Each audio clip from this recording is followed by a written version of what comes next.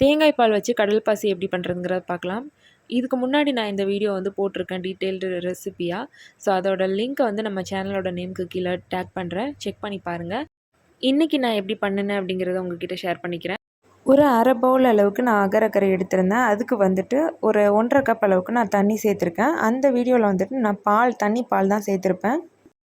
Okay, இப்போ இது நல்லா கொதிச்சதுக்கப்புறமா நான் சீனி சேர்த்துருக்கேன், ஒரு பிஞ்ச் ஆஃப் சால்ட்டு சேர்த்துருக்கேன், ஏலக்காய் சேர்த்துருக்கேன். இதெல்லாம் சேர்த்துட்டு நல்லா வந்து பாயில் பண்ணிவிட்டு அந்த கடல் பாசி எல்லாமே நல்லா கரைஞ்சதுக்கப்புறமா நான் ஒரு அரை கப் அளவுக்கு தேங்காய் பால், கட்டியான தேங்காய் பால் சேர்த்துருக்கேன்.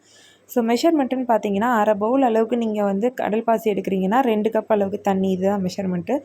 ஸோ தேங்காய் பால் சேர்த்ததுக்கப்புறமா ஒரு 40 செகண்ட் மட்டும்தான் நம்ம அடுப்பில் வைக்கணும். ரொம்ப நேரம் வச்சோம் அப்படின்னா தெரிஞ்ச மாதிரி ஆயிரும்.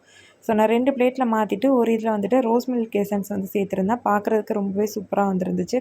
இவ்வளோ தான் ஃபைனல் அவுட்புட். ஸோ நீங்களும் ட்ரை பண்ணி பாருங்கள். இந்த இஃப்தாருக்கு.